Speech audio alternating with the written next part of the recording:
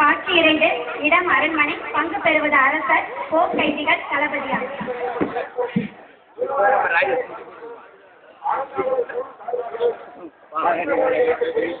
வணக்கம் அரசர், நீங்கள் சொன்ன அந்த 4வது நதியும் வெற்றியாக சூடிவிட்டு எனது தளபதியார் என்னை போராக இருப்பதால் நான் மிகவும் மகிழ்ச்சியடைகிறேன். அரசே, தாங்களிடம் நான் மற்றொரு செய்தியும் சொல்ல தயாராக இருக்கிறேன். அந்த செய்தியை கேட்டால் அளவு கடையில் மன மகிழ்ச்சி அடைவீர்கள். என்ன செய்தி அது? நான் எதிர்நாட்டு வீரர்கள் 5 பேர்களை கைவிலாக வைத்துள்ளேன். ஆஹா, என் கையில் இருக்கும் சாட்டைக்கு நீங்கள் வேலை கொடுத்து விட்டீர்கள் தளபதியாரே. ஏதோ ஒரு 5 வீரர்கள் அவர்களை இன்னும் அழைத்து வருகிறேன். அரசே,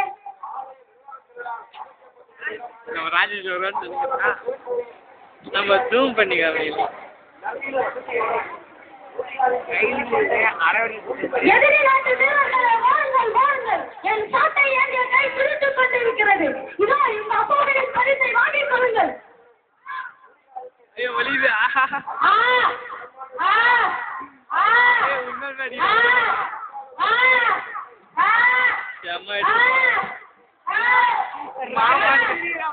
அரசே, நாங்கள் எங்கள் பாடம் செய்தோம். உங்கள் தளபதியார் எங்கள் நாட்டின் மீது போருக்கு வந்து எங்கள் அரசரை கொன்றார். அவருக்கு பாதுகாப்பு இருந்த எங்களையும் சிறைப்பிடித்து வந்துள்ளார். வந்து இறைச்சலை பிடித்து சிறைவாக செய்கிறீர்களே, இதுதான் ஒரு ஆட்சியின் நீதியா? எனக்கு உட்படாத எல்லா நாடுகளும் எதிரி நாடுகள் தான். அதில் வசிக்கும் நீங்கள் எல்லோரும் எதிரிகள் தான். அதனால் தான் நான் உங்களை சித்திரவதை செய்கிறேன்.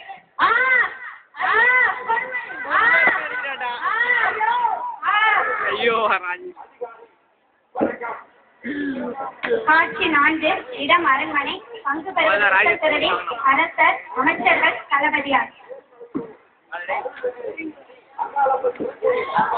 காவலாளிகளே, நாங்கள் அனைவரும் ஆலோசனை கூட்டத்திற்கு வந்துள்ளோம் என்று அரசரிடம் கூறுங்கள்.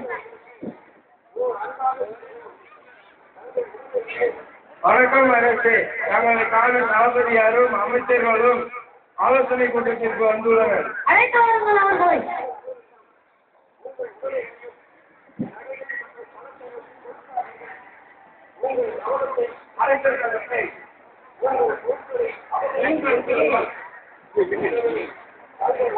வக்கீல் வந்துக்கிறாரு.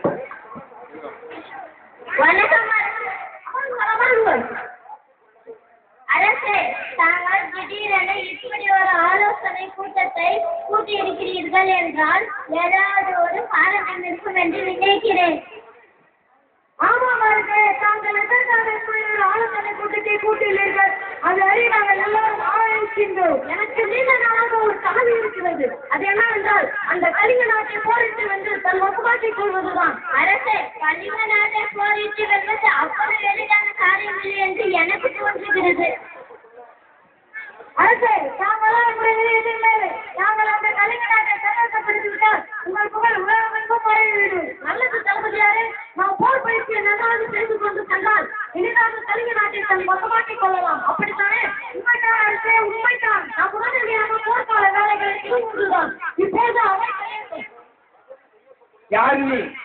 நான் தான் முத்துத்துறவி. மன்னரை காண வந்துள்ளேன் என்று மன்னரிடம் கூறுங்கள்.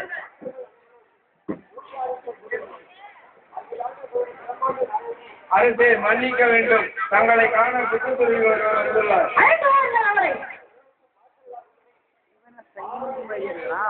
புத்தம் சரணம் கச்சாமி, தர்மம் சரணம் கச்சாமி, சங்கம் தர்மம் கச்சாமி.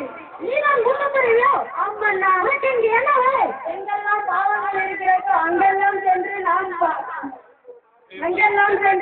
நான் வேலை செய்வேன். உன்னிடம் பாவச்செயல்கள் நிறைந்திருக்கிறது. அதனால் உனக்கு முடிவு நல்ல மாற வேண்டும் என்று எண்ணத்தோடு உனக்கு போதனை செய்ய வந்துள்ளேன். இப்பொழுது எனக்கு போரே தேவையில்லை, போர்தான் தேவை. நீ போரிடும் பொழுது குதிரைகளும் யானைகளும் மனித உயிரினமும் கொல்லப்படுகின்றன. அது அறமற்ற செயல். துறவியாரே, அதாவது நான் போரை கைவிட வேண்டும் என்று அறிவுறுத்தீர்கள். ஆமாம், ஆமண்ணா, மன்னிக்க வேண்டும் துறவியாரே. என் இதயத்தில் போர் முரசு கட்டப்பட்டு விட்டது. என் இதயத்தில் ஒதுக்கும் ஒவ்வொரு ஓட்டையும் போர் போர் என்று வழங்கப்படுகிறது. அரசே, நல்லவர்கள் சற்று தாமதமாக தான் புரியும். நான் வருகிறேன். நல்லா நடிக்கிறாங்க. அவன் நடிக்கிறானா இல்லை மைக்கை பிடிச்சி கடிக்கிறானா ஏன்டா நீங்கள்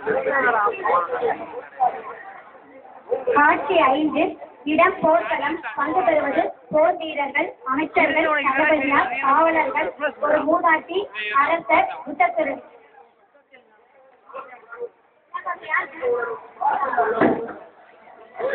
ராயடா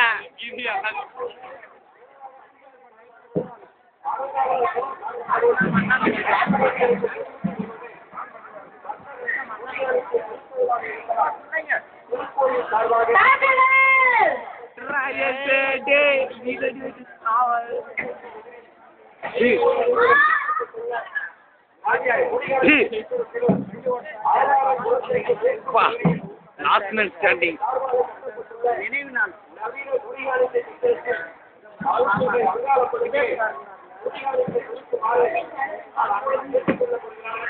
ஆத்தா நீங்க பாத்தியா எல்லாருமே சுத்தி போயிட்டு ஐயோ என்ன கொடுமை இது எனக்கு போரில் கிடைத்த வெற்றியை என்னால் கண்டுபிடிக்க முடியவில்லையே என் தளபதியார் இறந்து விட்டார் என் அமைச்சர்கள் இறந்து விட்டனர் என் நாட்டு மக்கள்கள் எல்லோரும் இறந்து விட்டனரே நான் என்ன செய்வேன் மகனே எங்கே இருக்கிறார் மகனே எங்கே இருக்கிறார் மகனே இறந்து விட்டாரா நான் மேலும் தரத்தில் புகழை கூட பார்க்க முடியவில்லையே ஆனால்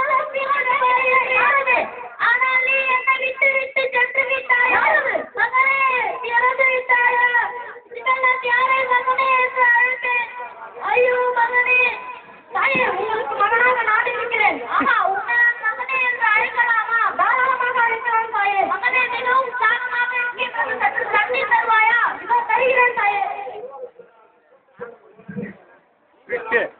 என் மீது இத்தனை அச்சு காட்டுகிறாயே யாரப்பா நான் தான் தாயே மன்னர் அசோகர் ஐயோ நீதானா உன்னால் தானே இந்த போர்க்களத்தில் இத்தனை திருத்தப்படுகிறார் என் மகனே அவனும் என்னையாழ்தான் கையால் தண்ணீர் குடித்தால் பாவம் என்னை கட்டி கொள்ளும் அதாவது நான் தண்ணீர் குடிக்காமலே கட்டிக்கிறேன் ஐயோ தாயே உங்களுக்கு தண்ணீர் கொடுக்க கூட எனக்கு தகுதி இல்லை அவ்வளவு பெரிய பாவியாக இருந்தேனே நான் என்ன செய்வேன்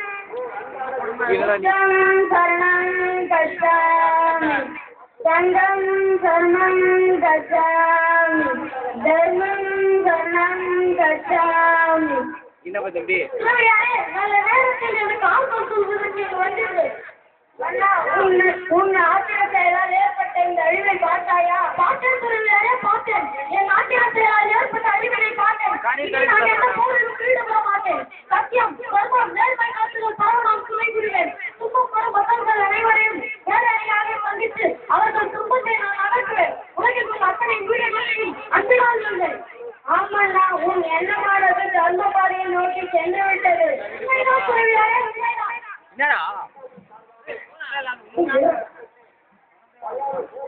புத்தம் சரணம் கச்சாமி தர்மம் சரணம் கச்சாமி சங்கம் சரணம் கச்சாமி நல்லது மன்னா உன் புகழ் உலகெங்கும் பரவட்டும் ஆஃப் பண்ணிக்கோ